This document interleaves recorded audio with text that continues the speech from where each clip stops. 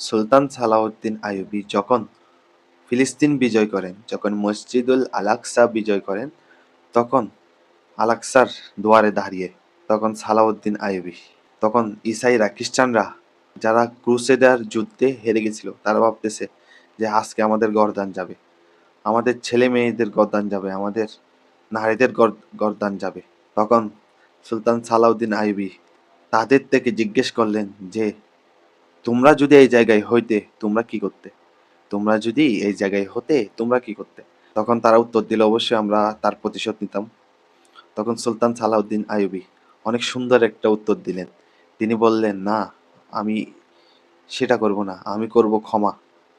আমি সেই নবীর উম্মত যে মক্কা বিজয়ের পর মক্কার কিছু মানুষ রাসূল সাল্লাল্লাহু আলাইহি ওয়াসাল্লামকে এতটুকু নির্যাতন করার পরও রাসূল সাল্লাল্লাহু আলাইহি ওয়াসাল্লাম তাদেরকে সাধারণ ক্ষমা ঘোষণা করলেন।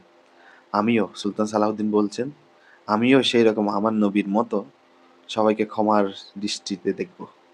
হ্যাঁ, তিনি সালাউদ্দিন আইয়ুবী, যিনি রাসূলের প্রেমে, আল্লাহর প্রেমে অনেক মুগ্ধ ছিলেন।